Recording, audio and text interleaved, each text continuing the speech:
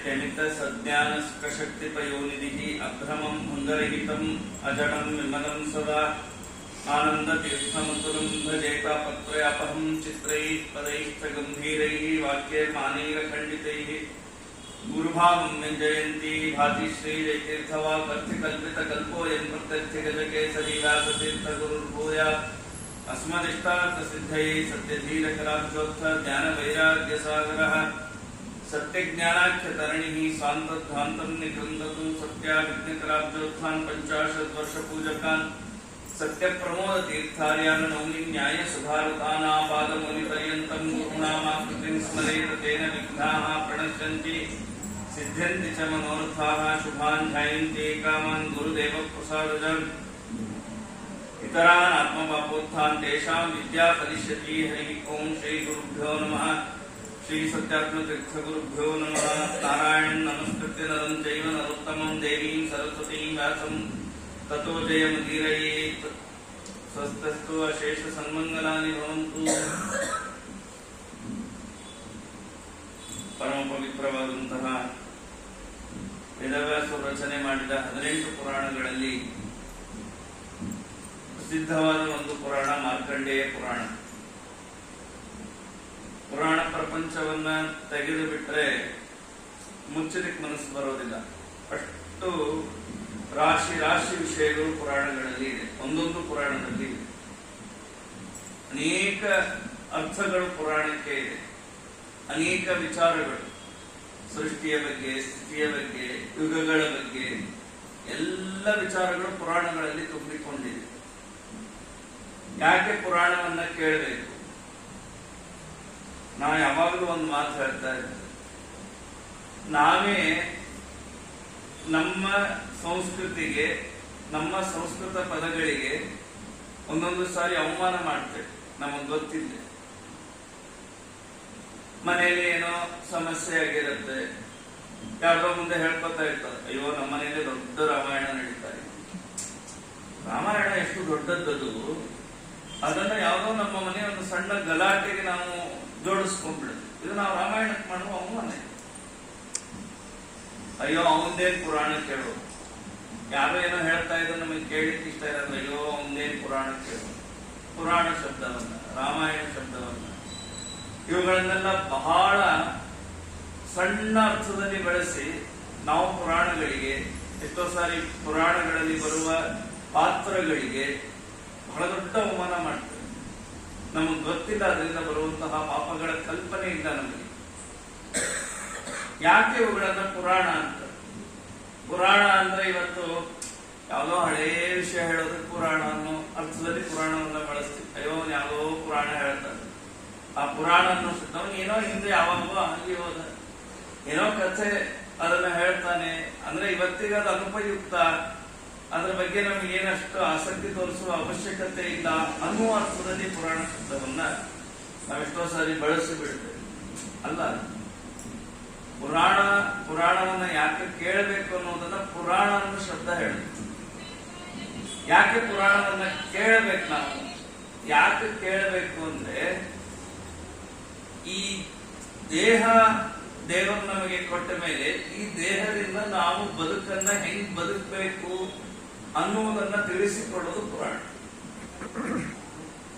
ಏನೆಲ್ಲ ಸಮಸ್ಯೆಗಳು ನಮ್ಮ ಬದುಕಿನಲ್ಲಿ ಬರುತ್ತೆ ಅದಕ್ಕೆಲ್ಲ ಉತ್ತರ ಪುರಾಣದಲ್ಲಿ. ನಾವೆಲ್ಲ ಇಲ್ಲಿ ಬೇರೆ ಬೇರೆ ಬೇರೆ ಬೇರೆ ಸಮಸ್ಯೆಗಳಿಂದ ಕೂತಿದ್ದೀವಿ. ಯಾರಿಗೂ ಇಲ್ಲಿ ಸಮಸ್ಯೆ ಇದೆ ಯಾರು ಇಲ್ಲ, ಹೇಳೋರ್ಗೂ ಇದೆ, ಕೇಳೋರ್ಗೂ ಇದೆ. ಅವರವರ ಸಮಸ್ಯೆ ಬೇರೆ ಬೇರೆ ಇದೆ. ಅವರವರ ಮನೆಯಲ್ಲಿ ಬೇರೆ ಬೇರೆ ಸಮಸ್ಯೆ ಇರುತ್ತೆ. ಪ್ರತಿಯೊಬ್ಬರಿಗೂ ಸಮಸ್ಯೆಗಳಿವೆ. ಯಾರಿಗಿಲ್ಲ ಸಮಸ್ಯೆ? ಎಲ್ಲರಿಗೂ ಇದೆ. ಆದ್ರೆ ಸೊಲ್ಯೂಷನ್ ಯಾರಿಗೆ ಗೊತ್ತಿದೆ? ಪರಿಹಾರ ಯಾರಿಗೆ ಗೊತ್ತು? ನಾವು ಏನೋ ಪರಿಹಾರ ಅಂದ್ಕೊಂಡಿರ್ತೀವಿ, ಅದು ಮತ್ತಷ್ಟು ದುಃಖಕ್ಕೆ, ಮತ್ತಷ್ಟು ಸಮಸ್ಯೆಗೆ ನಮ್ಮನ್ನ ಈಡು ಮಾಡಿಬಿಡತ್ತೆ. ಒಂದು ಉದಾಹರಣೆ ಹೇಳಬೇಕು ಅಂದ್ರೆ, ಈ ಗಂಡಸರಿಗೆ ಗೊತ್ತು, ಉಪಕರ್ಮಕ್ಕೆ ಹೋಗಿರ್ತಾರೆ ವರ್ಷಕ್ಕೊಂದ್ಸರಿ ಮಠಕ್ಕೋ ಇಲ್ಲೆಲ್ಲೋ ಅಥವಾ ಇಲ್ಲೇ ಮಾಡಿಸ್ತಾರೆ ಉಪಕರ್ಮ. ಬೆಳಿಗ್ಗೆಯಿಂದ ಕೂಡಿಸ್ಬಿಟ್ಟಿರ್ತಾರೆ, ಅವ್ರ ಆಚಾರ ಅವ್ರು ಮಾಡಿ ಅವ್ರು ಹೋಮ ಮಾಡ್ತಿರ್ತಾರೆ. ಉಳಿದವ್ರಿಗೆ ಏನ್ ಕೆಲಸ? ಕೂತಿರ್ತಾರೆ ಸುಮ್ಮನೆ. ಇನ್ನೇನ್ ಶನಿವಾರ ಹಾಕೊಳ್ಳೋ ಟೈಮ್ ಬರುತ್ತೆ, ಆಚಾರ ಹೇಳ್ತಾರೆ ಶನಿವಾರ ಹಾಕೋಬೇಕು, ಎಲ್ಲಾರು ಶನಿವಾರ ರೆಡಿ ಮಾಡ್ಕೊಳ್ರಿ ಅಂತ. ಆ ಜನಿವಾರ ಪಾಪ ಕರೆಕ್ಟ್ ಆಗಿ ಇಟ್ಕೊಂಡಿರ್ತಾನಲ್ಲ, ಆ ಟೈಮಿಗೆ ತೆಗಿಲಿಕ್ಕೆ ಹೋಗ್ತಾನೆ, ಗಂಟಾಗ್ತದೆ. ಇಷ್ಟು ಸಮಸ್ಯೆ ಆಗತ್ತೆ. ಒಯ್ದದ್ದೇ ಒಂದು ಒಯ್ದಿರ್ತಾನೆ, ಒಬ್ಬ ಎರಡು ಒಯ್ದಿರ್ತಾನೆ, ಒಂದು ಆಚಾರ್ಯ ದಾನ ಮಾಡಿಬಿಟ್ಟಿರ್ತಾನೆ. ಇರೋದ ಒಂದು ಜನಿವಾರ, ಆಚಾರ ಮಂತ್ರ ಹೇಳಲಿಕ್ಕಿದ್ದಾರೆ, ಜನಿವಾರ ಗಂಟಾಗುತ್ತೆ. ಆ ಅರ್ಜೆಂಟ್ ಅನ್ನೋದನ್ನ ಬಿಚ್ಚಲಿಕ್ಕೆ ಹೋಗ್ತಾನೆ, ಹೋದಷ್ಟು ಗಂಟಾಗುತ್ತೆ. ನಮ್ಮ ಬದುಕಿನ ಸಮಸ್ಯೆಗಳೆಲ್ಲ ಹೀಗಿದೆ. ನಾವು ಸಮಸ್ಯೆಗಳನ್ನ ಬಿಚ್ಚಲಿಕ್ಕೆ ಹೋಗ್ತೀವಿ, ಅದು ಮತ್ತಷ್ಟು ಗಂಟಾಗ್ತಾ ಕೊನೆಗೆ ಅದನ್ನು ಬಿಚ್ಚಲಿಕ್ಕೆ ಬರಲ್ಲ ಸಮಸ್ಯೆ. ಯಾಕೆಂದ್ರೆ ನಾವು ನಮ್ಮ ಬುದ್ಧಿ ಉಪಯೋಗಿಸಿ ಸಮಸ್ಯೆಗಳನ್ನ ಬಿಚ್ಚಲಿಕ್ಕೆ ಹೋಗ್ತೀವಿ, ಬರಲ್ಲ. ಅದನ್ನ ಪುರಾಣದ ಉತ್ತರಗಳಿಂದ ನಮ್ಮ ಸಮಸ್ಯೆಗಳನ್ನ ಬಿಚ್ಚಿಕೊಳ್ಬೇಕು ನಾವು. ಅದಕ್ಕಾಗಿ ಪುರಾಣ ಕೇಳಬೇಕು. ಮಹಾಭಾರತದಲ್ಲಿ ಒಂದು ಮಾತು ಬರುತ್ತೆ, ಮುಂದೆ ಮಹಾಭಾರತ ವರ್ಣನೆ ಮಾಡ್ತಾರೆ ಆರಂಭದಲ್ಲಿ. ಯದಿಹಾಸ್ತಿತದನ್ಯತ್ರ ಯನ್ಯಹಾಸ್ತಿನ ಕೃತಸಿದ್ಧ. ಯಾವುದು ಮಹಾಭಾರತದಲ್ಲಿದೆಯೋ ಅದು ಜಗತ್ತಿನಲ್ಲಿದೆ, ಯಾವುದು ಮಹಾಭಾರತದಲ್ಲಿಲ್ಲ ಅದು ಜಗತ್ತಿನಲ್ಲಿಲ್ಲ. ನೋಡ್ರಿ, ಮಹಾಭಾರತದ ಒಂದು ಕೀರ್ತಿ ಅಂತಹದ್ದು. ಅಂದ್ರೆ ಇವತ್ತೇನ್ ನಾವೆಲ್ಲರಿಗೂ ಏನು ಸಮಸ್ಯೆ ಇದೆ, ಈ ಎಲ್ಲಾ ಸಮಸ್ಯೆ ಮಹಾಭಾರತದಲ್ಲಿ ಪುರಾಣಗಳಲ್ಲಿ ಇರುತ್ತದೆ.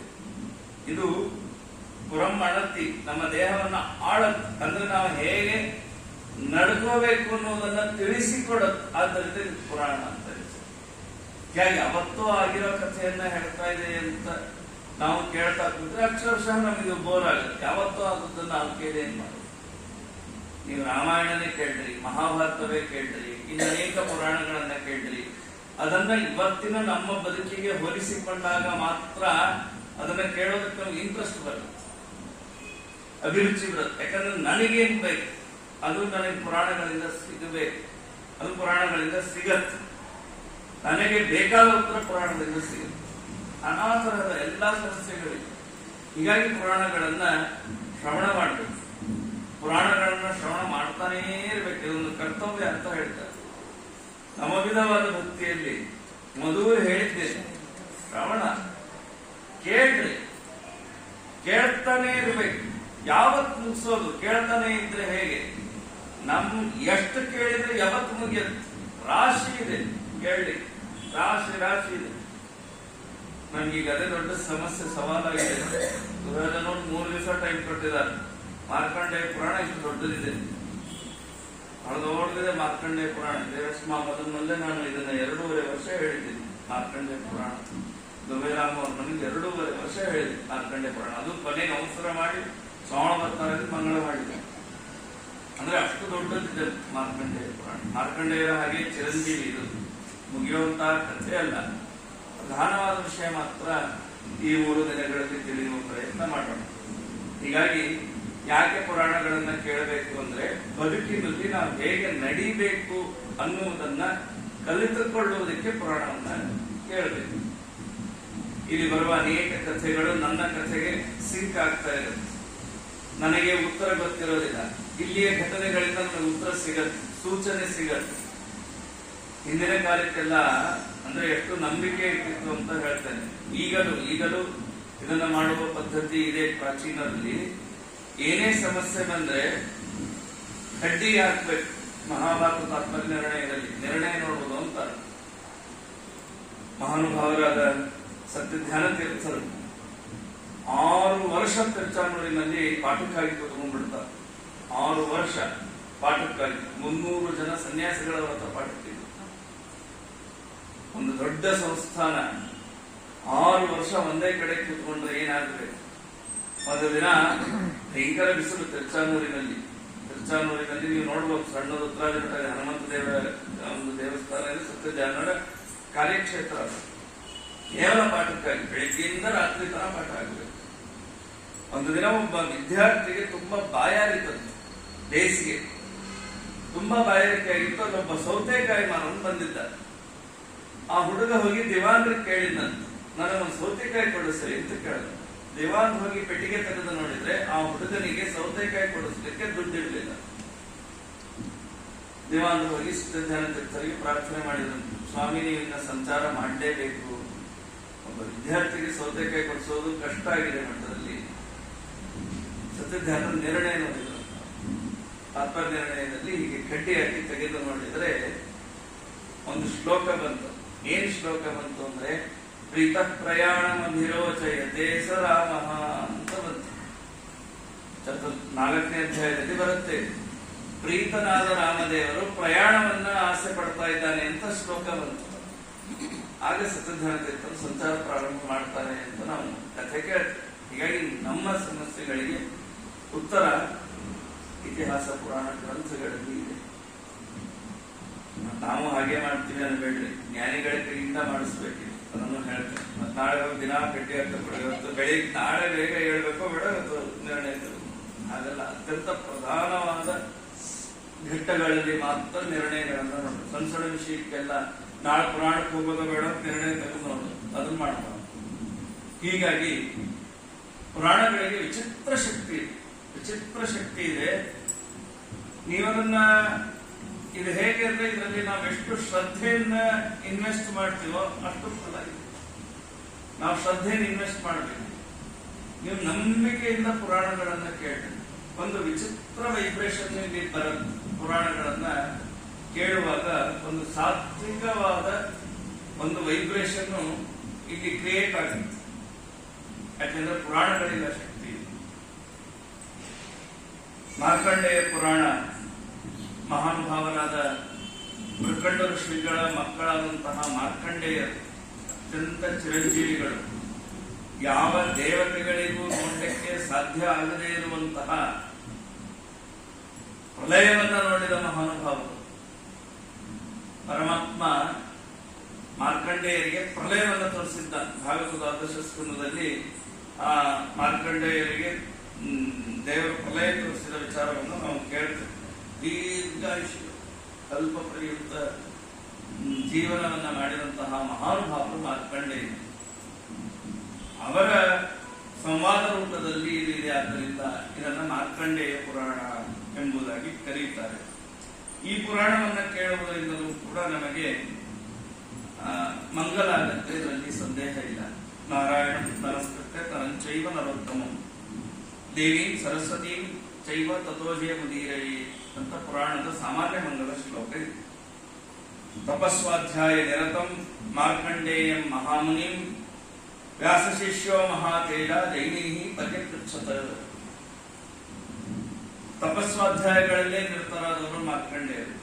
ದೀರ್ಘಾಯುಷ್ಯ ಇದೆ ಅಂತ ಟೈಮ್ ವೇಸ್ಟ್ ಮಾಡ್ತಾ ಇರಲಿಲ್ಲ ಅವರು.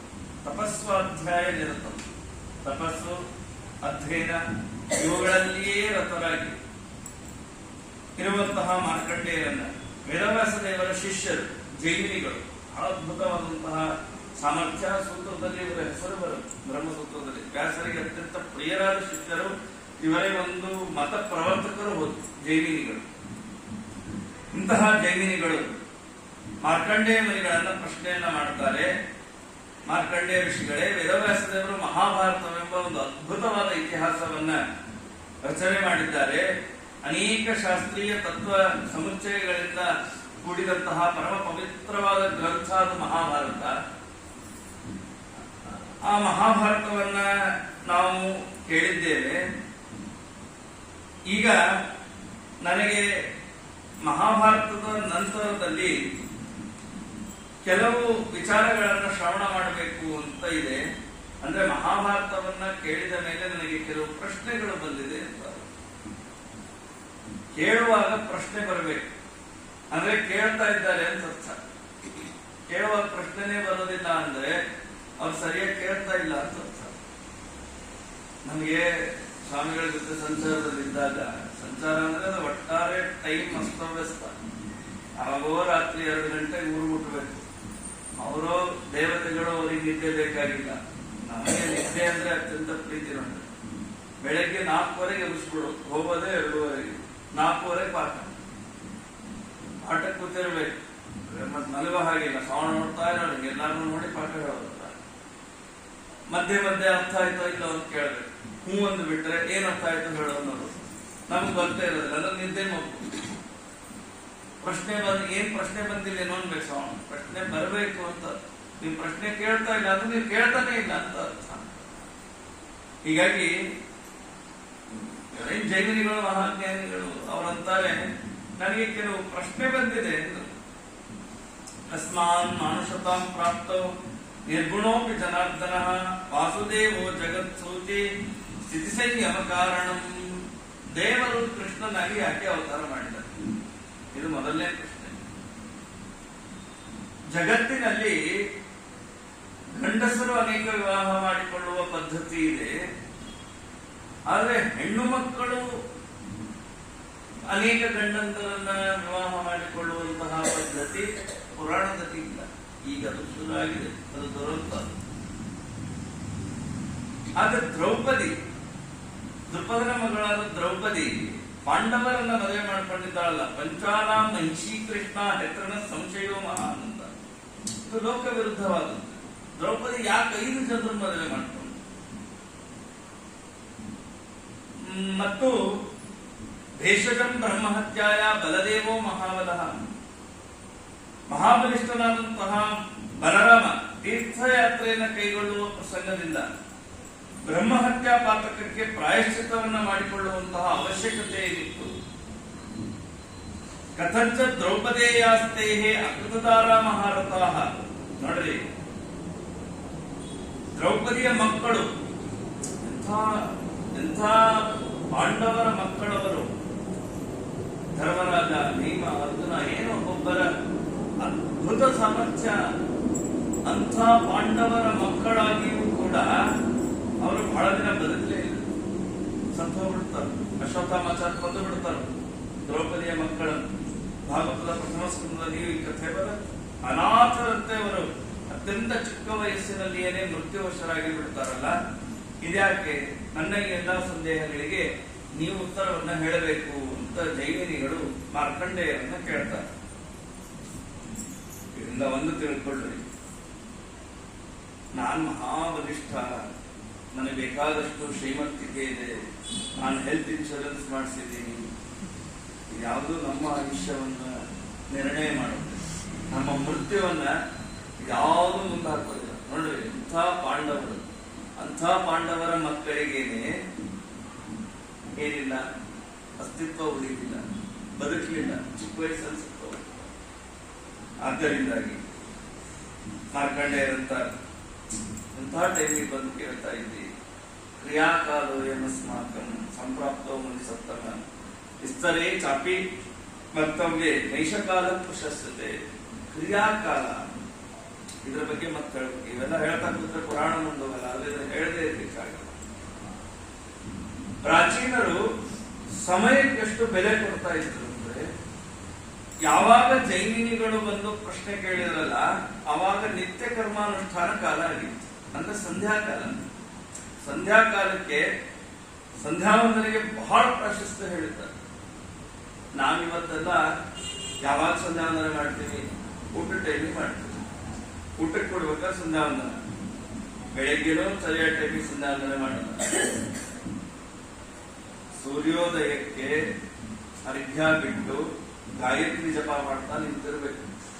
ಎದ್ದು ನಿಂತು ಆ ಸೂರ್ಯ ದರ್ಶನಾರ್ಥಿಷ್ಟೇ, ಸೂರ್ಯ ದರ್ಶನ ಆಗುವವರೆಗೂ ನಿಂತು ಗಾಯತ್ರಿ ಜಪ ಮಾಡಬೇಕು. ಆಮೇಲೆ ನಿಂತಾದ್ರೂ ಮಾಡ್ಬೋದು, ಕೂತಾದ್ರೂ ಮಾಡ್ಬೋದು ಅಂತ ಇದೆ. ಯಾರು ನಿತ್ಯ ಸೂರ್ಯೋದಯದ ಒಳಗೆ ದೇವರ ನಿರ್ಮಾಲ್ಯವನ್ನ ಮಾಡುವುದಿಲ್ಲ, ಅವನ ಪಾಪವನ್ನ ಹೇಳಲಿಕ್ಕೆ ಸಾಧ್ಯ ಇಲ್ಲ. ಅಂದು ನಾವು ದಿನಾ ದೇವರ ಪೂಜೆ ಮಾಡಬಹುದು, ಆದ್ರೆ ಸೂರ್ಯೋದಯಕ್ಕೆ ನಿರ್ಮಾಲ್ಯ ಮಾಡಿಲ್ಲ ಅಂತ ಪಾಪ ಇದೆ. ಹೀಗಾಗಿ ಬೆಳಿಗ್ಗೆನೂ ಸರಿಯಾದ ಟೈಮಿಗೆ ಸಂಧ್ಯಾವಂದನೆ ಮಾಡಲ್ಲ. ಮಾಡ್ತೀವಿ ನೋಡ್ರಿ, 15 ದಿವಸಕ್ಕೆ ಒಂದ್ಸರಿ ಮಾಡ್ತೀವಿ. ಯಾವತ್ತು? ದ್ವಾದಶಿ. ಅದು ಏಕಾದಶಿ ಉಪವಾಸ ಮಾಡಿದ್ರೆ, ಪಾರಣಿ ಬಗ್ಗೆ ಎಚ್ಚರ ಇದ್ರೆ ದ್ವಾದಶಿ ಒಂದಿನ ಸರಿಯಾಗಿ ಮಾಡ್ತೇವೆ. ಮೊನ್ನೆ ಮುಗೀತು ಮಾಘ ಪೌರ್ಣಿಮಾ, ಮಾಘ ಸ್ನಾನ ಮೊನ್ನೆ ಮುಗೀತು. ಕೆಲವರು ಮಾತ್ರ ಇವತ್ತು ಮಾಘ ಸ್ನಾನವನ್ನು ಮಾಡುವ ಪದ್ಧತಿಯನ್ನು ಇಟ್ಟುಕೊಂಡಿದ್ದಾರೆ. ನಮ್ಮ ಸತ್ಯ ಪ್ರಮೋದ ತೀರ್ಥ ಶ್ರೀಪಾದಂಗಳವರ ಶಿಷ್ಯರು ಅನೇಕ ಜನರನ್ನು ನಾವು ನೋಡಿದ್ದೇವೆ. ಈಗೂ ಅನೇಕ ಜನ ಇದ್ದಾರೆ. ಸತ್ಯ ಪ್ರಮೋದರ ಶಿಷ್ಯರಲ್ಲಿ ಒಂದು ಗುಣ ಏನಿದೆ ಅಂದ್ರೆ, ಬೇಕಾದಷ್ಟು ಹೊತ್ತಿಗೆ ಮನೆಯಲ್ಲಿ ಬೆಳಗ್ಗೆ 4:30 ಪೂಜೆ ಮಾಡಿ ಅವರು ದೇವರ ಕಟ್ಟಿನ ಕೂತಿರ್ತಾರೆ. ಅನೇಕ ಜನ ಈಗೂ ಇದ್ದಾರೆ, ತುಂಬಾ ವಯಸ್ಸಾಗಿದೆ, ಹಿರಿಯ ವಿದ್ವಾಂಸರು. ಬೆಳಗ್ಗೆ ಪೂಜಾ ಮಾಡಿರ್ತಾರೆ, 4:30 ಸ್ನಾನ ಆಗಿರುತ್ತೆ, ಎಷ್ಟೊತ್ತಿಗೆ ಮನೆಯಲ್ಲಿ ಅಲ್ಲ. ಪ್ರಾಚೀನರಲ್ಲಿ ಆ ಒಂದು ಪದ್ಧತಿ ಇತ್ತು, ದೀಕ್ಷಾ ಇತ್ತು. ನಾವೇನ್ ಮಾಡ್ತೀವಿ ಅಂದ್ರೆ, ನಾವೇ ಧರ್ಮಗಳನ್ನ ತಿದ್ದಲಿಕ್ಕೆ ಪ್ರಯತ್ನ ಮಾಡ್ತೀವಿ. ಪರವಾಗಿಲ್ಲ, ನಡೆಯುತ್ತೆ. ನಾವು ಕೇಳೋದು ಅಂತ ಆಚಾರ್ಯ ಕೇಳಿರ್ತೀವಿ. ಆ ಆಚಾರ್ಯ ಕೇಳ್ತೀವಿ ಅಂದ್ರೆ ಅವ್ರ ಆಚಾರ್ಯ ಹೆಂಗ್ ಹೇಳ್ಬೇಕು ಅಂದ್ರೆ ಅಯ್ಯೋ ನಡೆಯಕ್ ಬಿಡ್ರಿ, ಮತ್ತೆ ಮಾಘ ಸ್ನಾನ ಮಾಡದೇ ಇದ್ರೆ ಪರವಾಗಿಲ್ಲ, ಹುಣ್ಣಿಮೆ ಮಾಡಿದ್ರೆ ಸಾಕು, ಯಾಕೆ ಕಷ್ಟಪಡ್ತೀವಿ. ಅಯ್ಯೋ ಆಚಾರ್ಯ ಹೇಳಿದ್ರೆ ಹುಣ್ಣಿಮೆ ಮಾಡಿದ್ರೆ ಸಾಕು, ಅದನ್ನೊಂದು ವಾಟ್ಸಪ್ ಅಲ್ಲಿ ಹಾಕ್ಬಿಡೋದಿಲ್ಲ, ಆಚಾರ್ಯ ಹೆಸರಾಗಿ ಕೃಷ್ಣಾರ್ಪಣ. ಇಂಥ ಆಚಾರ್ಯ ಕೇಳೋದು. ಮತ್ತೆ ಇನ್ಯಾರನ್ನ ಕೇಳ್ತೇವೆ, ಅವ್ರು ದಿನ ಮಾಡ್ಬೇಕು ಅಂದ್ರೆ ಏನ್ ಆಚಾರ್ಯ ಸರಿನಾ ತವ್ರನ್ನ ಬೇಕು ಅಂತ ಹಿಂಗೆಲ್ಲ ಇರುತ್ತೆ. ಮಾರ್ಕಂಡೇಯರ್ ಎಂಥ ದೀಕ್ಷಾ ನೋಡಿ, ತಿಳ್ಕೊಳ್ರಿ. ನಮ್ಮ ಬದುಕಿನ ದೀರ್ಘಾವಧಿಗೆ ಯಾವುದು ಮುಖ್ಯ ಕಾರಣ ಅಂದ್ರೆ ನಮ್ಮ ಅನುಷ್ಠಾನಗಳು ಕಾರಣ. ಅನುಷ್ಠಾನಗಳು ಕಾರಣ. ಇವತ್ತೆಲ್ಲ 50-60ಕ್ಕೆಲ್ಲ ಪೂರ್ತಿ ಹಣ್ಣಾಗೋಗ್ಬಿಡ್ತೀವಿ. ಮೊನ್ನೆ ಯಾರೋ ಒಬ್ರು ನಮ್ಮ ವಿದ್ಯಾರ್ಥಿ ಒಬ್ಬ ಹೇಳ್ತಾ ಇದ್ದ, ಅವನು ಒಂದು ಎಕ್ಸಾಮ್ ಕಟ್ಟಿದ್ದ. ಆ ಎಕ್ಸಾಮಿಗೆ ಅಂದ್ರೆ ಒಂದೇನೋ ಕಾಂಪಿಟೇಷನ್ ಇಲ್ಲೇ ಮೈಲಾಪುರ ಕಾಲೇಜಲ್ಲಿ. ಅದರಲ್ಲಿ 3 ಜನ ಸ್ಪರ್ಧಿಗಳಂತೆ. ಇವ್ರು ಹೋಗಿದ್ದಾರೆ, ಇಬ್ಬರೇ ಇದ್ದಾರೆ. ಇನ್ನೊಬ್ಬ ಯಾಕೆ ಬಂದಿಲ್ಲ ಅಂತ ವಿಚಾರಿಸಿದ್ರೆ ಬರೀ ಹಿಂಗ್ ಉಸಿರಾಟ ತೊಂದ್ರೆ 2 ದಿನದ ಪ್ರಾಣ ಹೋಗ್ತದೆ. ಎಷ್ಟು ವಯಸ್ಸಂದ್ರೆ 27 ವರ್ಷ. 20 ವರ್ಷಕ್ಕೆ 16 ವರ್ಷಕ್ಕೆ ಶುಗರ್ ಬರುತ್ತೆ, BP ಬರುತ್ತೆ. 22-25 ವರ್ಷಕ್ಕೆ ಹಾರ್ಟ್ ಅಟ್ಯಾಕ್ ಬರುವಂತಹ ಕಾಲ ಬಂದಿದೆ. ಹೀಗಾಗಿ ಇದೆಲ್ಲ ಯಾಕೆ ಆಗ್ತಾ ಇದೆ ಅಂದ್ರೆ ಒಂದು ಇವತ್ತು ನಮ್ಮ ಜೀವನ ಶೈಲಿ. ಜೀವನ ಶೈಲಿ ಅಂದ್ರೆ ಅದರಲ್ಲಿ ಇದೆಲ್ಲ ಬಂದ್ಬಿಡುತ್ತೆ. ಅಲ್ಲೇ ಹೇಳೋ ಟೈಮಿಗೆ ಹೇಳಲ್ಲ, ತಿನ್ನೋ ಟೈಮಿಗೆ ತಿನ್ನಲ್ಲ, ಮಲಗೋ ಟೈಮಿಗೆ ಮಲಗಲ್ಲ. 3 ಸಮಸ್ಯೆ ಇರೋದು. ಮಲಗೋ ಟೈಮಿಗೆ ಹೇಳ್ತೀವಿ, ಹೇಳೋ ಟೈಮಿಗೆ ಮಲಗ್ತೀವಿ. ಎಲ್ಲೆಲ್ಲೋ ಮಧ್ಯರಾತ್ರಿ ತಿಂತಾರೆ ನೋಡ್ರಿ ನೀವು. ರಾತ್ರಿ 12-1 ಗಂಟೆಗೆ ಅಷ್ಟು ರಶ್ ಇರುತ್ತೆ. ರಾತ್ರಿ 12-1 ಗಂಟೆಗೆ ರಾಕ್ಷಸರು ಓಡಾಡೋ ಟೈಮ್, ಅವಾಗ ತಿಂತಾರೆ. ಯಾವಾಗ ಜೀರ್ಣ ಆಗ್ಬೇಕು? ದೇಹದ ಸಿಸ್ಟಮ್ ಒಂದಿದೆ, ಅದು ಹೇಗೆ ಕೆಲಸ ಮಾಡಬೇಕು. ಆದ್ದರಿಂದಾಗಿ ನಿತ್ಯ ಮಾಡಬೇಕಾದ ಕಾಲಗಳಲ್ಲಿ ಏನೇನು ಅನುಷ್ಠಾನಗಳನ್ನ ಮಾಡಬೇಕು ಅದದೇ ಟೈಮಿಂಗ್ ಮಾಡಬೇಕು. ಈ ಕೆಲವರು ವಿತಂಡವಾದ ಮಾಡ್ತಾರೆ. ಸಾಯಂಕಾಲ 5ಕ್ಕೆ ಸಂಧ್ಯಾವಂದನೆ ಮಾಡ್ಬೇಕು, ಯಾಕೆ 8ಕ್ಕೆ ಸಂಧ್ಯಾವಂದನೆ ಮಾಡಿದ್ರೆ ಆಗಲ್ವಾ, ಮಂತ್ರ ಬರಲ್ವಾ, ಹಿಂಗೆಲ್ಲ ಮಾತಾಡ್ತಾರೆ. ಅಲ್ಲ, ಅದನ್ನ ಅವಾಗವಾಗೇ ಮಾಡ್ಬೇಕು, ಅದನ್ನಲ್ಲೇ ಮಾಡ್ಬೇಕು, ಹಾಗೆ ಮಾಡ್ಬೇಕು. ಮಾರ್ಕಂಡೇಯರ್ ಅಂತ ನೀನ್ ಕೇಳಿರೋ ಟೈಮ್ ನಾನು ಉತ್ತರ ಕೊಡ್ಲಿಕ್ಕೆ ಆಸೆ ಇದೆ, ಆದ್ರೆ ನಾನು ನಿತ್ಯಾನ್ಹಿಕವನ್ನ ಮಾಡುವ ಟೈಮಿಗೆ ಬಂದಿದ್ದೆ. ನಾನು ಈ ಟೈಮಿಗೆ ನಿನಗೆ ವಿಸ್ತಾರವಾಗಿ ಏನು ಹೇಳಲಿಕ್ಕೆ ಸಾಧ್ಯ ಇಲ್ಲ. ಏತು ವಕ್ಷಂತಿ ವಕ್ಷೇಹಂ ತಾನಹಂ ಜೈಮಿನೇ ಸಹ. ಆದ್ರೆ ಒಂದ್ ಹೇಳ್ತೀನಿ ನಾನು. ಏನ್ ಹೇಳ್ತೀನಿ ಅಂದ್ರೆ, ನಿನಗೆ ಈ ವಿಷಯಗಳನ್ನು ಉಪದೇಶ ಮಾಡುವ ಯಾರು ಅತ್ಯಂತ ಸಮರ್ಥರು ಅನ್ನೋದು ನಿನಗೆ ಹೇಳ್ತೀನಿ. ಯಾರು ಅಂತ ಕೇಳಿದ್ರೆ ಜೈಮಿನಿಗಳಿಗೆ ಏನ್ ಕುತೂಹಲ, ಬಟ್ ಆ ಪ್ರಶ್ನೆಗಳಿಗೆ ಉತ್ತರ ತಿಳ್ಕೋಬೇಕಾಗಿ. ಮಾರ್ಕಂಡೇಯರನ್ನು 4 ಪಕ್ಷಿಗಳಿದೆ. ಆ 4 ಪಕ್ಷಿಗಳು ನಿನ್ನ ಪ್ರಶ್ನೆಗಳಿಗೆ ಉತ್ತರ ಹೇಳ್ತವೆ. ಪಿಂಗಾಕ್ಷಶ್ಚ ವಿಭೋದಶ್ಚ ಸುಪುತ್ರ ಸುಮುಖಸ್ತತ ದ್ರೋಣಪುತ್ರ ಖಗಶ್ರೇಷ್ಠ ತತ್ವಜ್ಞ ಶಾಸ್ತ್ರಚಿಂತಕ. ಪಿಂಗಾಕ್ಷ, ವಿಭೋದ, ಸುಪುತ್ರ, ಸುಮುಖ ಅಂತ ಇವೇ ಆ 4 ಪಕ್ಷಿಗಳು. ದ್ರೋಣ ಎಂಬ ಪಕ್ಷಿಯ ಮಕ್ಕಳು. ಈ ಪಕ್ಷಿಗಳು ಯಾವಾಗಲೂ ಶಾಸ್ತ್ರಾರ್ಥವನ್ನು ಚಿಂತನೆ ಮಾಡ್ತಾ ತತ್ವಜ್ಞಾನಿಗಳಾಗಿವೆ. ವೇದಶಾಸ್ತ್ರಗಳಲ್ಲಿ ಹೇಳಿರುವ ಅರ್ಥಗಳನ್ನ ಅಸ್ಖಲಿತವಾಗಿ ಮಾತನಾಡುವ ಸಾಮರ್ಥ್ಯ ಪಕ್ಷಿಗಳಿಗಿದೆ. ಆ ಪಕ್ಷಿಗಳು ನಿನಗೆ ಈ ಎಲ್ಲ ಸಮಸ್ಯೆಗಳಿಗೆ ಉತ್ತರವನ್ನ ಹೇಳ್ತಾವೆ.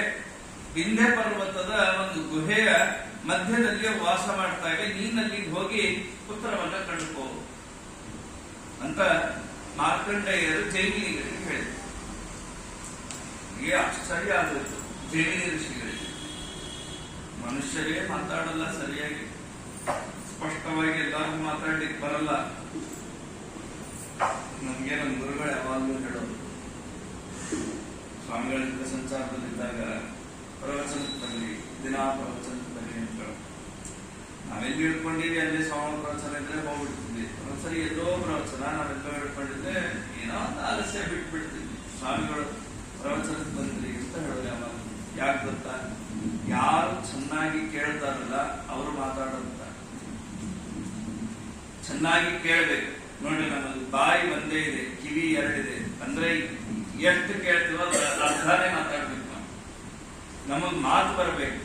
ಯಾವ ಮಗು ಹುಟ್ಟಿದಾಗಿಂದ ಕಿವುಡಾಗಿದೆಯೋ ಅದಕ್ಕೆ ಮಾತು ಬರಲ್ಲ. ಮಗು ಹೆಂಗ್ ಮಾತಾಡುತ್ತೆ? ಕೇಳಿ ಕೇಳಿ ಕೇಳಿ ಕೇಳಿ ಕೇಳಿ ಕೇಳಿ ಮಾತಾಡುತ್ತೆ. ಕೇಳುವುದೇ ಇಲ್ಲ ಅಂತ ಬಿಟ್ರೆ ಮಾತೇ ಬರಲ್ಲ. ಹೀಗಾಗಿ 2 ಕಿವಿ 1 ಬಾಯಿ. ಜಾಸ್ತಿ ಕೇಳಬೇಕು, ಕಡಿಮೆ ಮಾತಾಡಬೇಕು. ದೇವರು ಮಾಡಿಕೊಟ್ಟ ವ್ಯವಸ್ಥೆ ಅಲ್ಲ. ನಾವೇ ಮಾತಾಡೋದು ಕಷ್ಟ. ಕೆಲವು ಶಬ್ದಗಳು ನಮಗೆ ಮಾತಾಡ್ಲಿಕ್ಕೆ ಬರಲ್ಲ. ಈ ಪಕ್ಷಿಗಳು ಹೇಗೆ ಮಾತಾಡ್ತಾರೆ? ಪಕ್ಷಿಗಳಿಗೆ ಹೇಗೆ ಮಾತು ಬರುತ್ತೆ? ಅದು ಭಾರಿ ಆಶ್ಚರ್ಯ ಆಯ್ತು. ಮಾರ್ಕಂಡೇಯರ ಈ ಮಾತನ್ನ ಕೇಳಿ ತಿರ್ಯಗ್ಯೋನಿಯಲ್ಲಿ ಹುಟ್ಟಿದಂತಹ ಪಕ್ಷಿಗಳು ಹೇಗೆ ಮಾತಾಡ್ತವೆ ಅದನ್ನು ಹೇಳ್ರಿ. ತದಂತ ದ್ರೋಣತನಯ ಪ್ರಚಂತೆ ತೇ ಪತತ್ರಿಣ. ಯಾರು ದ್ರೋಣ, ಅವನ ಮಕ್ಕಳು 4 ಜನ ಯಾರು, ಅವ್ರು ಹೇಗೆ ಧರ್ಮಜ್ಞಾನವನ್ನು ತಿಳಿದಾರೆ. ಸುಮ್ಮನೆ ಮಾತಾಡೋದು ಬೇರೆ. ಇವತ್ತು ಕೆಲವು ಇವೆಲ್ಲ ಪ್ಯಾರೆಂಟ್ ಎಲ್ಲ ಇದೆ, ಕೆಲವು ತುಂಬಾ ಬೆಲೆ ಬಾಳೋರು. ಅವು ನಾವು ಮಾತಾಡಿದ್ದನ್ನೇ ರಿಪೀಟ್ ಮಾಡ್ತಾವ. ನಾವು ಅದನ್ನ ಕನ್ನಡದಲ್ಲಿ ಗಿಣಿ ಪಾಠ ಅಂತ ಕರೀತಾರೆ. ನಾವೇನ್ ಮಾತಾಡ್ತೇವೆ ಅದನ್ನು ವಾಪಸ್ ಮಾಡ್ತಾವ. ಹಾಗಿವೆ ಕೆಲವು. ಆದ್ರೆ ವೇದಶಾಸ್ತ್ರಗಳನ್ನ ಹೇಳುವ, ಮಹಾಭಾರತದ ಸಮಸ್ಯೆಗಳಿಗೆ ಉತ್ತರವನ್ನ ಹೇಳುವಂತಹ ಯಾವ ಪಕ್ಷಿಗಳು ಅಂದ್ರೆ ಅದೇನು ಎಂಥ ಪಕ್ಷಿಯವು, ಹೇಗೆ ಅವುಗಳಿಗೆ ಧರ್ಮಜ್ಞಾನ ಬಂತು ಅದನ್ನ ಹೇಳ್ರಿ ಅಂದಾಗ ಮಾರ್ಕಂಡೇಯರಂತಾರೆ, ನೋಡಿ ಅವರಿಗೆ ಪಾಪ ನಿತ್ಯಾನುಷ್ಠಾನಕ್ಕೆ ಅವಸರ ಆಗಿದೆ, ಇವರು ಬಿಡುತ್ತಾ ಇಲ್ಲ ಜೈಮಿನಿಗಳು. ಆದ್ರೆ ಒಂದು ಮಾತಿದೆ, ಯಾರಾದರೂ ಉತ್ಸಾಹದಿಂದ ಭಕ್ತಿಯಿಂದ ಶ್ರವಣ ಮಾಡಲಿಕ್ಕೆ ಏನಾದರೂ ಪ್ರಶ್ನೆಗಳನ್ನ ಕೇಳಿದ್ರೆ ಉತ್ತರ ಕೊಡ್ಲೇಬೇಕು. ಯಾರು ಏನು ಪ್ರಶ್ನೆ ಮಾಡದಿದ್ರೆ ಉತ್ತರ ಹೇಳಬಾರ್ದು ಅಂತಿದೆ. ನಾನು ಪ್ರಶ್ನೆ ಯಾರು ಗೊತ್ತಿದೆ, ನಿಮಗ್ ಗೊತ್ತಿದ್ರು ಯಾರು ಹೇಳ್ರಿ ಅಂತ ಹೇಳದೇ ಇದ್ರೆ ಹೇಳಬಾರ್ದು. ಕಲ್ತು ಗೊತ್ತಿರಬೇಕು ಅಂತ ಗೊತ್ತು. ಯಾಕಂದ್ರೆ ಅವರಿಗೆ ಶ್ರದ್ಧೆ ಇರುತ್ತೋ ಇಲ್ಲೋ ಅದಕ್ಕೆ ಹೇಳಬೇಡ್ರಿ ಅಂತ. ಹೀಗಾಗಿ ಅವಾಗ ಮಾರ್ಕಂಡೇಯರಂತಾರೆ, ಒಂದಿನ ಅಕಸ್ಮಾತ್ ಆಗಿ ದೇವಲೋಕಕ್ಕೆ ನಾರದರು ಬರ್ತಾರೆ. ನಂದನವನದಲ್ಲಿ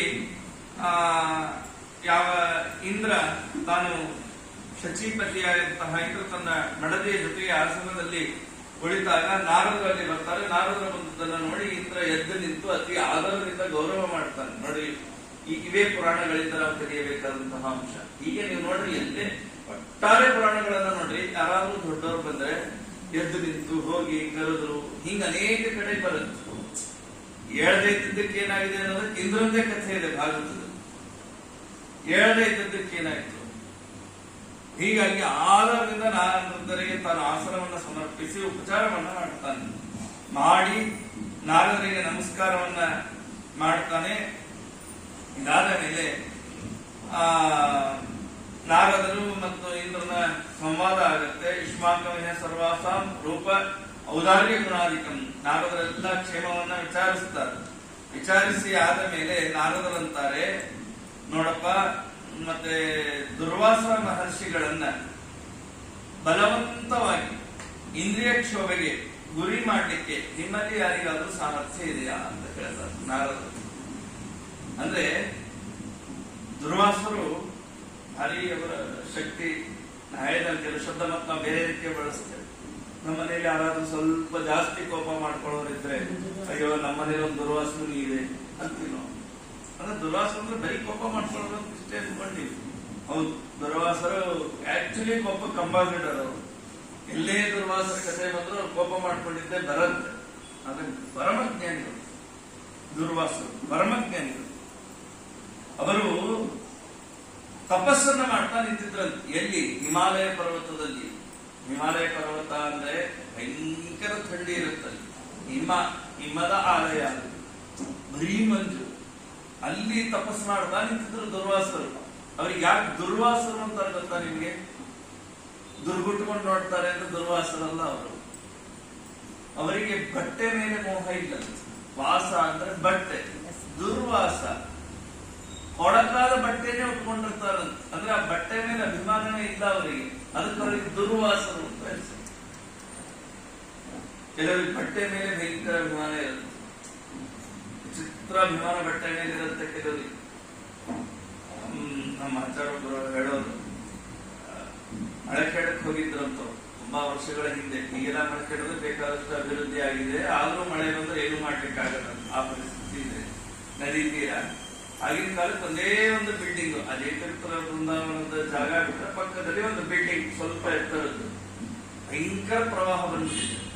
ಆ ಬಿಲ್ಡಿಂಗ್ ಮೇಲೆ ನಿಂತಿದ್ದಾರೆ, ಪ್ರವಾಹ ಏರ್ತಾ ಇದೆ ಕ್ಷಣ ಕ್ಷಣಕ್ಕೆ. ಇವರು ಆಚಾರ ಗಂಡ ಹೆಂಡತಿ ಎಲ್ಲ ಹೋಗಿದ್ದಾರೆ. ಇನ್ನೇನು ಇನ್ನೊಂಚೂರು ಪ್ರವಾಹ ಜಾಸ್ತಿ, ಎಲ್ಲರೂ ಕೃಷ್ಣಾರ್ಪಣ. ಆ ಫೋನ್ ಇಲ್ಲ ಏನಿಲ್ಲ, ಯಾರಿಗೇನು ಪರಿಸ್ಥಿತಿನೇ ಆಗಿತ್ತು ಆಗಿನ ಕಾಲದ್ದು. ಅವ್ರ ಹೆಂಡತಿ ಜೋರಾಗಿ ಅಳ್ಳಿಕ್ಕಿದ್ದಾರೆ. ಯಾಕೆ ಕಳ್ತಾ ಇದೆ ಅಂತ ಕೇಳಿದ್ರು. ಏನೋ ಮಾಡಕ್ಕೆ ಅಪರೂಪಕ್ಕೆ ನೀವು ಕರ್ಕೊಂಡ್ ಬಂದಿದ್ರೆ, ಅವಾಗ ಊರಿಗೆ ಕರ್ಕೊಂಡು ಹೋಗೋದು ಅಪರೂಪ ಇರೋದು ಪಾಪ. ಮನೆಯಲ್ಲಿ ಒಂದು ಹೊಸ ರೇಷ್ಮೆ ಸೀರೆ ತಂದಿದ್ದೆ ಉಟ್ಕೋಬೇಕು ಅಂತ, ಆ ರೇಷ್ಮೆ ಸೀರೆ ಉಟ್ಕೊಳ್ಳದೆ ಎಲ್ಲಿ ಸತ್ತು ಹೋಗ್ಬಿಡ್ತೀನೋ ಅಂತ ದುಃಖ ಆಗಿದೆ ಅಂತ ಅಳ್ತಾ ಇದ್ದ. ನಮ್ಮ ಆಚಾರ್ಯಗಳು ಹಿಂಗಿರುತ್ತೆ, ಬಟ್ಟೆ ಮೇಲೆ ಅಭಿಮಾನ, ಚಿತ್ರ ಅಭಿಮಾನ ಇರುತ್ತೆ. ಇವರಿಗೆ ದುರ್ವಾಸನ ಏನು ಅಭಿಮಾನ ಇದೆ. ವಾಸ ಅಂದ್ರೆ ಬಟ್ಟೆ, ಬಟ್ಟೆ ಕೊಳಕಾಗಿದ್ರು ಅವ್ರ ತಪಸ್ಸಿನ ಕಡೆಗೆ ತುಂಬಾ ಗಮನ ಕೊಡ್ತಾ ಇದ್ರು. ಹೀಗಾಗಿ ಅವರಿಗೆ ದುರ್ವಾಸರು ಅಂತ ಹೆಸರು. ನಾರದರಂತ ನೋಡು, ನಿನಗೆ ಇಷ್ಟ ಜನ ಅಪ್ಸರಾ ಸ್ತ್ರೀಯರ ಪರಿಚಯ ಇದೆ ಅಲ್ಲ, ಇಷ್ಟು ಅಪ್ಸರಾ ಸ್ತ್ರೀಯರಲ್ಲಿ ಯಾರು ಆ ಹಿಮಾಲಯದಲ್ಲಿ ತಪಸ್ಸು ಮಾಡುವ ದುರ್ವಾಸರನ್ನ ಕೆಡಿಸಿ ಗೆಲ್ಲಿಕ್ಕೆ ಸಾಧ್ಯ ಅಂತ ಕೇಳಿದಾಗ ನಾರದರು ತಮ್ಮೆಲ್ಲ ಅಪ್ಸರಾಸ್ತ್ರೀಯರನ್ನು ತಂದು ಮುಂದೆ ನಿಲ್ಲಿಸ್ತಾರೆ. ಮುಂದೆ ನಿಲ್ಲಿಸಿ ನೋಡ್ರಿ, ಯಾರಿಗೆ ಈ ಚಾಲೆಂಜ್ ಒಪ್ಕೊಳ್ಳಿಕ್ಕೆ ರೆಡಿ ಇದ್ದೀರಿ ಅಂತ ಕೇಳ್ತಾರೆ. ಬೇರೆ ಋಷಿಗಳಿಗಾದ್ರೆ ಏನೋ ಒಂದು ಟ್ರೈ ಮಾಡ್ಬೋದು, ದುರ್ವಾಸರಂದ್ರೆ ಬೇಡೇ ಬೇಡ. ಯಾಕಂದ್ರೆ ಬೇರೆಯವರು ಒಂಚೂರು ಏನಾದ್ರು ನಾವು ಹೆಚ್ಚು ಕಮ್ಮಿ ಮಾಡಿದ್ರೆ ಕೊನೆಗೆ ಕಾಲು ಹಿಡ್ಕೊಂಡು ತಪ್ಪಾಯ್ತು ಅಂದ್ರೆ ಕ್ಷಮಿಸ್ಬಿಡ್ತಾರೆ. ದುರ್ವಾಸರು ಮಾತ್ರ ಶಾಪನೇ ಕೊಡ್ಸ್ಬಿಡ್ತಾರೆ. ಶಾಪ ಕೊಡೋದ್ರ ಫೇಮಸ್ ದುರ್ವಾಸರು. ಅಂತೆ ಮಹಾಭಾರತದಲ್ಲಿ ದುರ್ಯೋಧನ ಪಾಂಡವರು ವನವಾಸಕ್ಕೆ ಹೋದಾಗ ಪಾಂಡವರು ದಿನಾ ದುರ್ಯೋಧನ ಏನ್ ಮಾಡ್ತಿದ್ದ ಅಂದ್ರೆ, ಹಿಂಗಿರುತ್ತೆ ನೋಡ್ರಿ, ನೆಮ್ಮದಿ ಅನ್ನೋದು ಎಲ್ಲಿದೆ, ಸಂಪತ್ತಿನಲ್ಲಿಲ್ಲ ತಿಳ್ಕೊಳ್ಳಿ. 13 ವರ್ಷ ಪಾಂಡವರನ್ನ ವನವಾಸ ಅಜ್ಞಾತವಾಸಕ್ಕೆ ಕಳಿಸಿ ಆಗಿತ್ತು. ದುರ್ಯೋಧನಂದೇ ರಾಜ್ಯ. ಏನ್ ಮಾಡಬಹುದಾಗಿತ್ತು ದುರ್ಯೋಧನ? ಆರಾಮ್ ರಾಜ್ಯಭಾರ ಮಾಡಬೇಕಾಗಿತ್ತು. 5ನೇ ವರ್ಷಕ್ಕೆ ಎಲೆಕ್ಷನ್ ಇಲ್ಲ, ಇನ್ನ 13 ವರ್ಷ ಆರಾಮಾಗಿ ರಾಜ್ಯಭಾರ ಮಾಡಬೇಕು. ವಿರೋಧ ಪಕ್ಷವೇ ಇಲ್ಲ, ಪಾಂಡವರೆಲ್ಲ ವನವಾಸಕ್ಕೆ ಹೋಗ್ಬಿಟ್ಟಿದ್ದಾರೆ. ಹೌದೋ ಇಲ್ಲ? ಮನುಷ್ಯ ಎಷ್ಟು ಕೆಟ್ಟ ಇರ್ತಾನೆ ಅಂದ್ರೆ, ದುರ್ಯೋಧನಿಗೆ ಪಾಂಡವರಲ್ಲಿ ಹೆಂಗಿದ್ದಾರೆ ಅನ್ನೋದು ಯೋಚನೆ. ದಿನಾ ಗುಪ್ತಚರನ್ನ ಕಳಿಸ್ಬೇಕಂತ, ಗುಪ್ತಚರನ್ನ ಕಳಿಸಿ ಪಾಂಡವರು ಏನಿದ್ದಾರೆ ಇವನಿಗೇನು, ಅಲ್ಲಿ ಪಾಂಡವರು ಭಯಂಕರ ಕಷ್ಟಪಡಬೇಕು. ಅದನ್ನ ಕೇಳೋದೇ ಒಂದು ಆನಂದ. ಈ ರಾಜ್ಯ, ಐಶ್ವರ್ಯ, ಪರ್ಯಂಕ, ಭಕ್ಷ್ಯ, ಭೋಜ್ಯ ಅದ್ಯಾವುದೂ ಇಲ್ಲ ಕೆಲವರಿಗೆ. ತನ್ಮನೆ ತಾನು ಎಲ್ಲ ಸುಖವಾಗಿರ್ತಾನೆ. ಅವನು ಹೆಂಗಿದ್ದಾನೆ, ಅವನು ಸುಖವಾಗಿರ್ತಾನೆ, ಅದೇ ಇವರಿಗೆ ಸುಖ. ಅದೇ ಕೆಟ್ಟ ಬುದ್ಧಿ ಇದು ದುರ್ಯೋಧನಿಗೆ. ಆ ಬುದ್ಧಿ ದಿನ ಕಳಿಸ್ಬೇಕು ಒಬ್ಬೊಬ್ಬರು ಗುಪ್ತಚರನ. ಅವರು ಬಂದು ವರ್ಣನೆ ಮಾಡ್ಬೇಕು, ಮತ್ತೆ ಅವ್ರು ಕಳಿಸಿದ್ದೆ ಅದಕ್ಕೆ ಹೇಳ್ಬೇಕಂತ. ಏನ್ ಪಾಂಡವರು ಕಾಡಿನಲ್ಲಿ ಆರಾಮಾಗಿದ್ದಾರೆ. 88,000 ಜನ ಸನ್ಯಾಸಿಗಳು, ದಿನಾ ಲಕ್ಷ ಬ್ರಾಹ್ಮಣ ಭೋಜನ, ಅಗ್ನಿಯಲ್ಲಿ ವನವಾಸದಲ್ಲಿ ಅಕ್ಷಯ ಪಾತ್ರೆ, ಕುಂತಿ ದ್ರೌಪದಿ ಅಡಿಗೆ ಮಾಡ್ತಾರೆ, ಭೀಮಸೇನ ದೇವರು ಬಡಿಸ್ತಾರೆ, ಊಟ ಆಗತ್ತೆ. ಊಟ ಆದ ಮೇಲೆ ಅಲ್ಲಿ ಹುಲ್ಲು ಹಾಸಿರುತ್ತೆ, ಅದರ ಮೇಲೆ ಎಲ್ಲ ಸನ್ಯಾಸಿಗಳು ಕೂತ್ಕೋತಾರೆ. ಇವರೆಲ್ಲ ಬಂದು ನಿಂತು ನಮಸ್ಕಾರ ಮಾಡ್ತಾರೆ. ಅವರೆಲ್ಲರೂ ಇವರಿಗೆ ಮನಸ್ಸು ತುಂಬೆ ಆಶೀರ್ವಾದ ಮಾಡ್ತಾರೆ. ಅನೇಕ ಪುರಾಣ ಕಥೆಗಳನ್ನ ಹೇಳ್ತಾರೆ. ಇವರು ಆನಂದದಿಂದ ಕೇಳ್ತಾರೆ. ಅದ್ಭುತವಾಗಿದ್ದಾರೆ, ಸುಖವಾಗಿದ್ದಾರೆ ಕಾಡಿನಲ್ಲಿ ಅಂತ ಹೇಳ್ಬೇಕು ಬಂದವರೆಲ್ಲ. ಇವರಿಗೆ ಎಷ್ಟು ಹೊಟ್ಟೆ ಉರಿ ಆಯ್ತು ಅಂದ್ರೆ, ದುರ್ವಾಸರ ಸೇವಾ ಮಾಡ್ತಾನೆ ದುರ್ಯೋಧನ. ದುರ್ವಾಸರ ಸೇವಾ, ದುರ್ವಾಸರನ್ನ ಒಲಿಸಿಕೊಳ್ಳೋದು ಕಷ್ಟ. ಆವ ಮಹಾಭಾರತದಲ್ಲಿ ಬರೀ ಕಷ್ಟವನ್ನ ನೋಡಿದ ಧೀಮಂತ ಮಹಿಳೆ ಕುಂತಿ ಒಬ್ಬ ರಾಜನ ಮಗಳಾಗಿ, ಒಬ್ಬ ರಾಜನ ಹೆಂಡತಿಯಾಗಿ, ರಾಜರ ತಾಯಿಯಾಗಿ ಒಂದಿನ ಸುಖ ಪಡೆಯಿತು ಕುಂತಿ. ಕುಂತಿ ಬಾಲ್ಯದಲ್ಲಿ ಭಯಂಕರ ಸೇವಾ ಮಾಡಿದ್ರು ದುರ್ವಾಸರು. ಅದಕ್ಕೆ ದುರ್ವಾಸರು ಅಪರೂಪವಾದ ವರವನ್ನ ಕುಂತಿಗೆ ಕೊಟ್ಟರು. ಅದೇ ವರಗಳೇ ಮುಂದೆ ಆಕೆಗೆ ಸಂತಾನ ಪಡೀಲಿಕ್ಕೆ ಕಾರಣ ಆಯ್ತು ಮಹಾಭಾರತದಲ್ಲಿ. ಅಂದ್ರೆ ದುರ್ವಾಸರು ಸೇವಾ ಮಾಡೋದು ಎಷ್ಟು ಕಷ್ಟ ಇತ್ತು ಅಂದ್ರೆ ಇಂಪಾಸಿಬಲ್. ಅಡ್ಜಸ್ಟ್ ಆಗೋ ಸೇವೆ ಮಾಡಬಹುದು. ಅದು ಒಂದಿನ 2 ದಿನ ಮಾಡಬಹುದು. ಎಷ್ಟು ದಿನ ಸೇವೆ ಮಾಡ್ತೀವಿ? ಮಾಡ್ಲಿಕ್ಕಾಗಲ್ಲ. ಸೇವಾದ ಸ್ವಭಾವ ಹೇಗಿದೆ ಅಂದ್ರೆ ದಿನ ದಿನ ಅದು ಕಡಿಮೆ ಆಗ್ತಾ ಬರುತ್ತೆ ಹೊರತು ಜಾಸ್ತಿ ಆಗಲ್ಲ.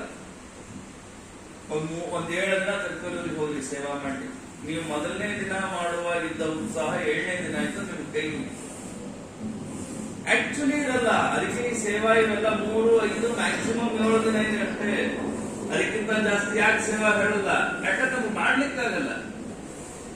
ಮೊದಲೇ ದಿವಸ 7ಕ್ಕೆ ಎದ್ದು ಬಿಟ್ರೆ ಅಲ್ಲೆಲ್ಲ ಹೊರಮ ಬೆಳಗ್ಗೆ ಸೂರ್ಯೋದಯಕ್ಕಿಂತ ಮೊದಲು ಹೇಳ್ಬೇಕು. ಮೊದಲೇ ದಿವಸ 4:30 ಎದ್ದು ಸ್ನಾನ ಮಾಡಿ ದರ ರಘುತ್ತಮರಿ ಪ್ರದಕ್ಷಿಣೆ ಹಾಕಿ ಅಲ್ಲೆಲ್ಲ ಇದೆ. ಮಧ್ಯಾಹ್ನ ಊಟ ಮಾಡಬಾರ್ದು, ಮಧ್ಯಾಹ್ನ ಮಲಗಬಾರ್ದು, ರಾತ್ರಿ ನೆಲದ ಮೇಲೆ ಮಲಗಬೇಕು, ಇವೆಲ್ಲ ನಿಯಮ ಇದೆ. ಒಂದೇ ಒಪ್ಪತ್ತೆ ಊಟ ಮಾಡಬೇಕು. ಮೊದಲೇ ದಿವಸ ಭಾರಿ ನಿಷ್ಠೆಯಿಂದ ಮಾಡಿಬಿಡೋದು. ಮಧ್ಯಾಹ್ನ ಅಷ್ಟು ನಿದ್ದೆ ಬರ್ತಿರುತ್ತೆ, ಹಾಗೇ ಕಡೆ ಬಿಟ್ಕೊಂಡು ಕೂತಿರ್ತಾನೆ. 2ನೇ ದಿವಸ ಕೂತಲ್ಲಿ ನಿಂತು ಕುಡಿಸ್ತಾನೆ.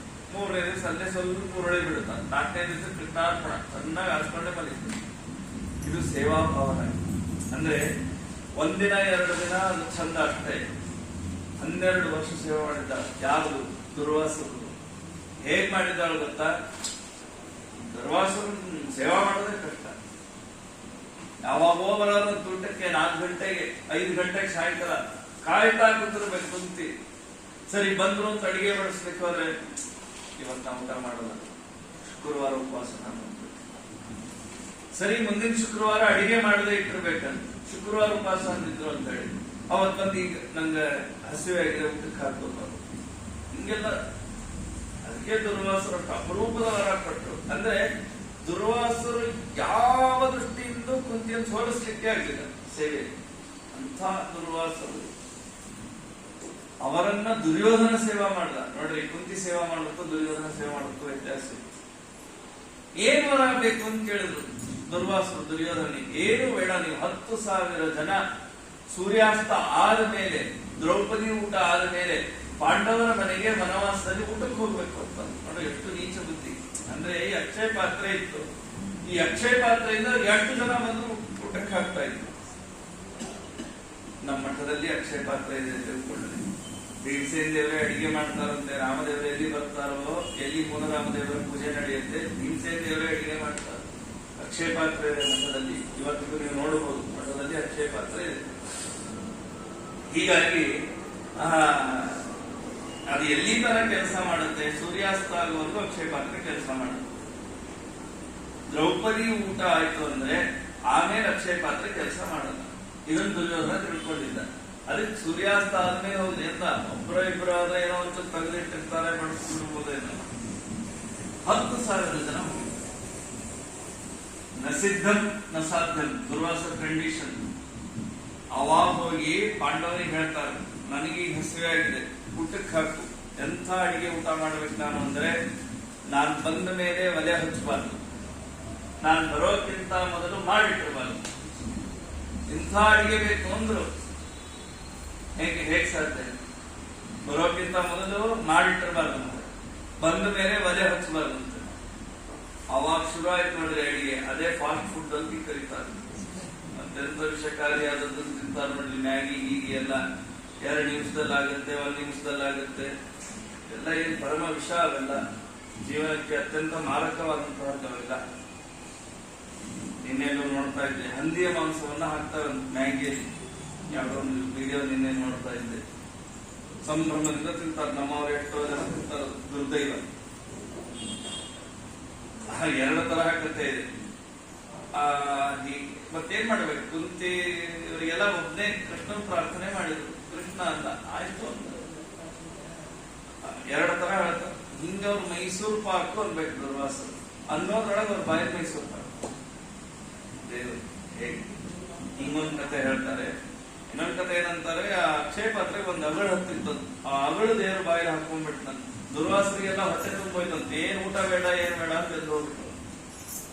ಹೀಗಾಗಿ ಕೆಲವರೆಲ್ಲ ಹಿಂಗಿರ್ತಾರೆ. ಅಂದ್ರೆ ಇನ್ನೊಬ್ಬರ ಸಂತೋಷವನ್ನು ನೋಡಿ ಸಂಭ್ರಮಿಸ್ಲಿಕ್ಕಾಗದೆ ಅವರಿಗೆ ಹಿಂಗಾದ್ರೂ ತೊಂದರೆ ಮಾಡೋದ್ರಲ್ಲೇ ತಾವು ತಮ್ಮ ಸುಖವನ್ನು ಕಳ್ಕೊಂಡ್ಬಿಟ್ಟಿರ್ತಾರೆ. ಅಂಥವರೆಲ್ಲ ಕೆಲವರು ಇದ್ದಾರೆ ಮಹಾನುಭಾವರು. ಈ ಅಪ್ಸರಾಸ್ತ್ರೀಯರೆಲ್ಲ ಅದಕ್ಕಿದ್ದಾರೆ. ಇವ್ರಿಗೆಲ್ಲ ಏನ್ ಕೆಲಸ ಅಂದ್ರೆ ತಪಸ್ ಕೆಡಿಸೋದೇ ಕೆಲಸ.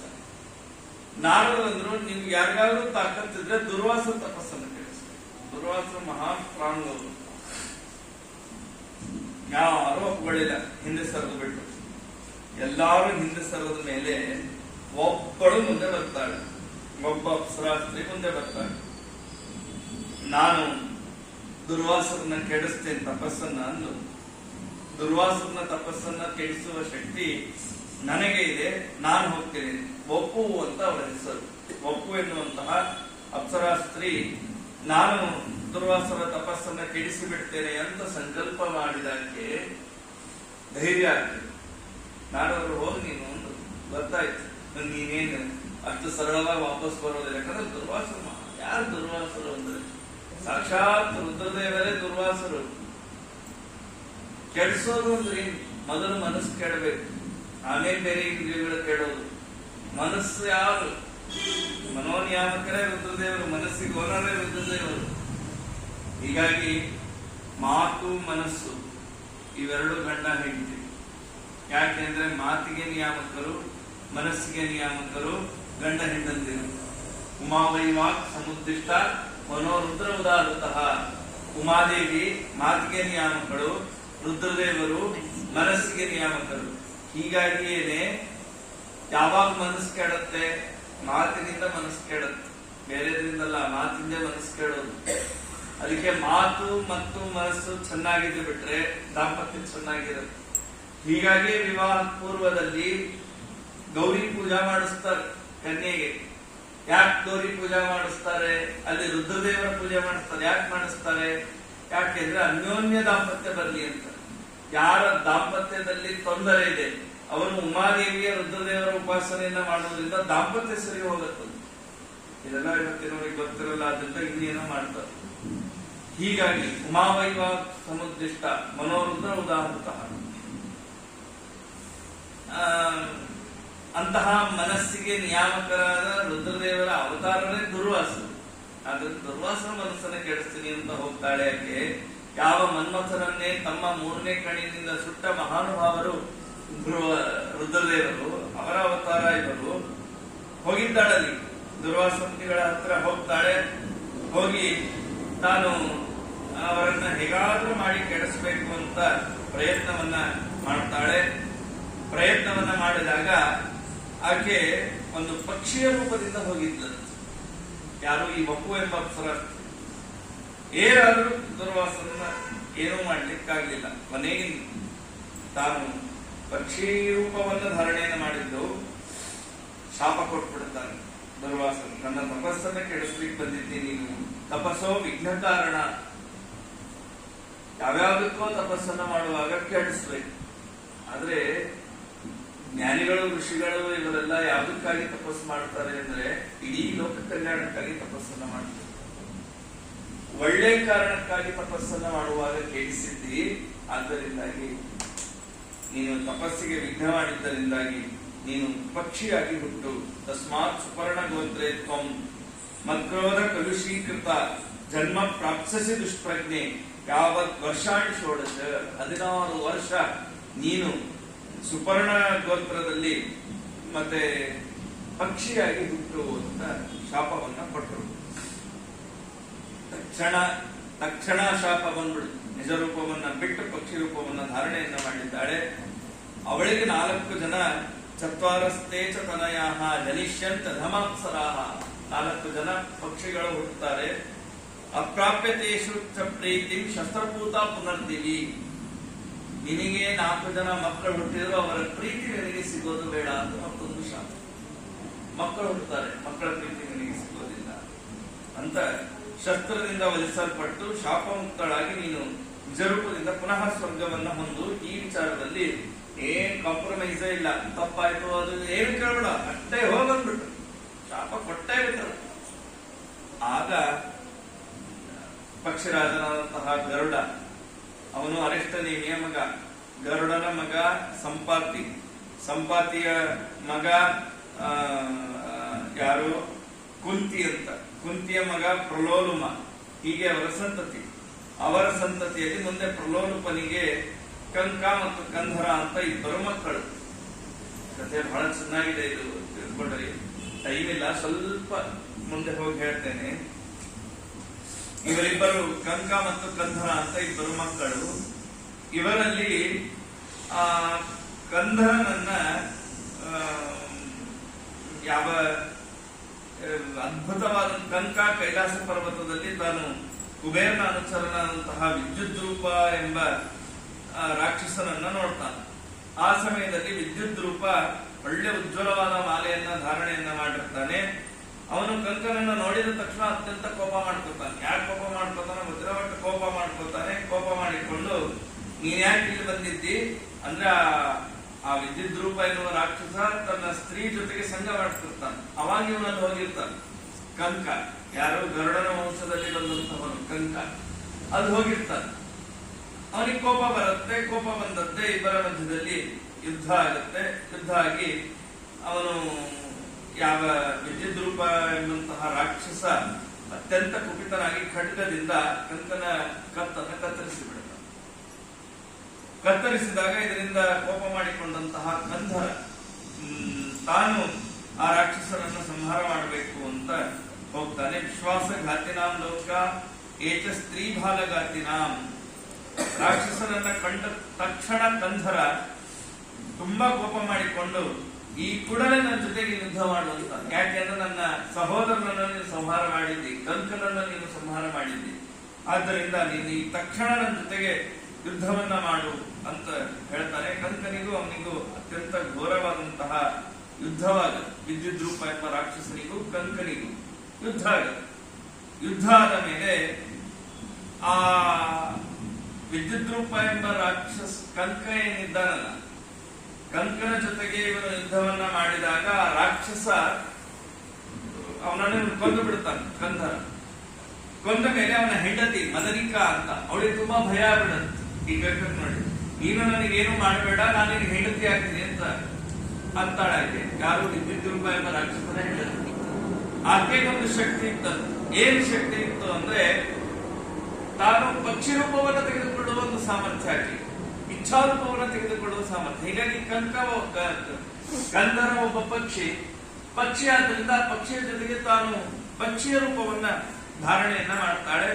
ಆಕೆಯನ್ನು ಮನೆಗೆ ಕರ್ಕೊಂಡು ಬರ್ತಾನೆ. ಕರ್ಕೊಂಡು ಬಂದ ಮೇಲೆ ಅವರಲ್ಲಿ ಮಪ್ಪು ಎಂಬಂತಹ ಏನು ಅಪ್ಸರ ಇದ್ದಲ್ಲ, ದುರ್ವಾಸರಿಂದ ಶಾಪಕ್ಕೆ ಒಳಗಾದವಳು, ಅವಳು ಈ ಗಂಧರ ಮತ್ತು ಆ ಮದನಿಕಾ ಎನ್ನುವ ಏನು ವಿದ್ಯುತ್ ರಾಕ್ಷಸನ ಹೆಂಡತಿ ಇದ್ದಲ್ಲ, ಅವಳಲ್ಲಿ ಇವಳ ಅಪ್ಸರಾಸ್ತ್ರೀ ಪಕ್ಷಿಯಾಗಿ ಹುಟ್ಟುತ್ತಾಳೆ. ಪಕ್ಷಿಯಾಗಿ ಹುಟ್ಟುತ್ತಾಳೆ. ಎಷ್ಟು ಚೆನ್ನಾಗಿದೆ ನೋಡಿ. ಅವಳಿಗೆ ತಾರ್ಕ್ಷಿ ಅಂತ ನಾಮಕರಣವನ್ನ ಮಾಡ್ತಾರೆ. ತಾರ್ಕ್ಷಿ ಅಂತ ನಾಮಕರಣವನ್ನ ಮಾಡಿದ ಮೇಲೆ ಮುಂದೆ ಮಂದಪಾಲ ಅಂತ ಒಬ್ಬ ಬ್ರಾಹ್ಮಣ, ಪ್ರಾಯ ಟೈಮ್ ಆಯ್ತು ಅನ್ಸುತ್ತೆ, ಮಂದಪಾಲ ಇನ್ನೊಂದು 5 ನಿಮಿಷ ಹೇಳ್ತೇನೆ. ಅಂದ್ರೆ ಒಂದು ಹಂತಕ್ಕೆ ವಿಷಯ ತಂದು ಹೇಳ್ತೇನೆ, ನಾಳೆ ಇನ್ನೂ ಚೆನ್ನಾಗಿರುತ್ತೆ. ಮಂದಪಾಲ ಅಂತ ಬ್ರಾಹ್ಮಣ. ಆ ಬ್ರಾಹ್ಮಣನಿಗೆ 4 ಜನ ಮಕ್ಕಳಿರ್ತಾರೆ. ಅದರಲ್ಲಿ ಮೊದಲನೇದವನು ಜರತಾರಿ ಅಂತ, ಕೊನೆಯವನ ಹೆಸರು ದ್ರೋಣ. ಈ 4 ತುಂಬಾ ಮೇಧಾವಿಗಳು. ಆ 4ರಲ್ಲಿಯೂ ವೇದಾಂಗಗಳನ್ನು ತಿಳಿದಂತಹ ಧರ್ಮಾತ್ಮನಾದಂತಹ ಕೊನೆಯವನು ದ್ರೋಣ. ಒಳ್ಳೆ ಬುದ್ಧಿವಂತ ದ್ರೋಣ. ಆ ದ್ರೋಣ ಕಂದರ ಪಕ್ಷಿಯ ಅನುಮತಿಯನ್ನ ಪಡೆದು ಸರ್ವಾಂಗ ಸುಂದರಿಯಾದ ತಾರ್ಕ್ಷಿಯನ್ನು ವಿವಾಹ ಮಾಡ್ಕೊತಾನೆ. ತಾರ್ಕ್ಷಿ ಯಾರು ಹೇಳ್ರಿ? ಒಪ್ಪು ಎಂಬ ಅಪ್ಸರಾ ಸ್ತ್ರೀನೇ ಈಗ ತಾರ್ಕ್ಷಿಯಾಗಿದ್ದಾಳೆ. ಯಾವ ದುರ್ವಾಸನ ಶಾಪಕ್ಕೆ ಗುರಿಯಾಗಿದ್ದಲ್ಲ, ಆಕೆನೇ ಈಗ ತಾರ್ಕ್ಷಿಯಾಗಿದ್ದಾಳೆ. ತಾರ್ಕ್ಷಿಯನ್ನ ಈ ದ್ರೋಣ ವಿವಾಹ ಮಾಡಿಕೊಳ್ತಾನೆ. ಕೆಲವು ದಿವಸಗಳ ತಳದ ಮೇಲೆ ಆ ತಾರ್ಕ್ಷಿ ಗರ್ಭವನ್ನು ಧಾರಣೆ ಮಾಡ್ತಾಳೆ. ಗರ್ಭವನ್ನು ಧಾರಣೆಯನ್ನ ಮಾಡಿದ್ದಾಳೆ. 7 ತಿಂಗಳು ಕಳೆದಿದೆ. ಆಕೆ ಒಂದಿನ ಕುರುಕ್ಷೇತ್ರಕ್ಕೆ ಹೋಗ್ಬೇಕು ಅಂತ ಆಸೆ ಆಗುತ್ತೆ. ನೋಡಿ, ಗರ್ಭಿಣಿಯರಿಗೆ ಹೆಂಗೆಂಗೋ ಆಸೆ ಆಗುತ್ತೆ. ಇವತ್ತೆಲ್ಲೆಲ್ಲೋ ಹೋಗ್ತಾರೆ. ಕುರುಕ್ಷೇತ್ರಕ್ಕೆ ಹೋಗ್ಬೇಕು ಅಂತ ಅನ್ಕೋತಾಳೆ. ಆ ಸಮಯದಲ್ಲಿ ಕುರುಕ್ಷೇತ್ರದಲ್ಲಿ ಮಹಾಭಾರತ ಯುದ್ಧ ನಡೆದಿರುತ್ತೆ. ಈಕೆ ಗರ್ಭಿಣಿ, ಕುರುಕ್ಷೇತ್ರಕ್ಕೆ ಹೋಗ್ತಾಳೆ. ಯುದ್ಧ ನಡೆದಿದೆ. ಕೌರವರು ಪಾಂಡವರ ನಡುವೆ ಅತ್ಯಂತ ಘೋರವಾದ ಯುದ್ಧ. ಅಲ್ಲಿ ಯಾವುದು ನಡೀಬಾರ್ದು ಅದು ನಡೆದು ಹೋಗ್ಬಿಡುತ್ತೆ. ಏನಾಗತ್ತೆ ಅಂದ್ರೆ, ವಿಧಿ ಪ್ರೇರಿತಳಾಗಿ ಯುದ್ಧ ಭೂಮಿಗೆ ಹೋದಂತಹ ತಾರ್ಕ್ಷಿ ಒಂದು ರಥದ ಮಧ್ಯಭಾಗದಲ್ಲಿ ತಾನು ಕೆಳಗೆ ಕೂತ್ಕೊಂಡು ಏನ್ ಮಾಡ್ತಿರ್ತಾಳೆ ಅಂದ್ರೆ ಈ ದೇವದಾನವರ ಅತ್ಯಂತ ಘೋರವಾದ ಯುದ್ಧವನ್ನು ನೋಡ್ತಾಳೆ. ಜಗತ್ತಿನಲ್ಲಿ ಭಾರಿ ಭಯಾನಕವಾದ ಯುದ್ಧ ಮಹಾಭಾರತ ಯುದ್ಧ. ಇವಳಲ್ಲಿ ಹೋದಾಗ ಸರಿಯಾಗಿ ಅರ್ಜುನನಿಗೂ ಮತ್ತು ಭಗದತ್ತನಿಗೂ ಯುದ್ಧ ನಡೆದಿರುತ್ತೆ. ಭಯಂಕರ ಘೋರವಾದ ಯುದ್ಧ ನಡೆದಿರುತ್ತೆ. ಏನವರು ಬಿಡುವ ಬಾಣಗಳು ಅದರ ತೇಜಸ್ಸು ಅದು ಎಷ್ಟು ಇತ್ತು ಅಂದ್ರೆ ಈ ಆಕಾಶದಲ್ಲಿ ಎಲ್ಲ ಮಿಂಚು ಹುಳಗಳು ಓಡಾಡಂಗಾಗುತ್ತೆ. ತುಂಬಾ ಭಯಂಕರವಾದ ಬಾಣಗಳನ್ನ ಬಿಡುತ್ತಿರ್ತಾರೆ ಇಬ್ಬರು. ಆ ಸಮಯದಲ್ಲಿ ಅರ್ಜುನನ ಗಾಂಧೀವ ಧನುಸ್ಸಿನಿಂದ ಹೊರಟಂತಹ ಅತ್ಯಂತ ವೇಗವಾಗಿ ಬಂದಂತಹ ಬಾಣ ಅದೇನಾಗತ್ತೆ ಅಂದ್ರೆ ತಾರ್ಕ್ಷಿಯ ಹೊಟ್ಟೆಯ ಚರ್ಮಕ್ಕೆ ತಾಕಿ ಮುಂದೆ ಹೋಗುತ್ತೆ. ಅರ್ಜುನ ಬಿಟ್ಟ ಬಾಣ ಆಕೆ ಹೊಟ್ಟೆ ಮೇಲಿನ ಪದವನ್ನ ಹರಿದು ಆ ಬಾಣ ಮುಂದೆ ಹೋಗತ್ತೆ. ಹೋದ್ರೆ ಒಳಗೆ ಗರ್ಭಿಣಿ ಇದ್ದಲ್ಲ ಆಕೆ, 4 ಮೊಟ್ಟೆಗಳಿತ್ತು. ಆ 4 ಮೊಟ್ಟೆಗಳು ಕೆಳಗೆ ಬೀಳುತ್ತೆ. ಎಷ್ಟು ಸ್ವಾರಸ್ಯ ಇದೆ.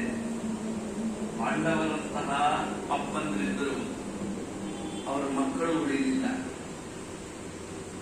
ಭಾಗವತದಲ್ಲಿ ಒಂದು ಮಾತು ಬರುತ್ತೆ, ಪತಿಚ್ಯುತಂ ತಿಷ್ಠತಿ ದಿಷ್ಟರಕ್ಷಿತಂ. ಯಮದೇವರೇ ಹೇಳುವಂತಹ ಮಾತು, ಪತಿಚ್ಯುತಂ ತಿಷ್ಠತಿ ದಿಷ್ಟರಕ್ಷಿತಂ ಗೃಹೇಸ್ತಂ ತದ್ವಿಹತಂ ವಿನಶ್ಯತಿ.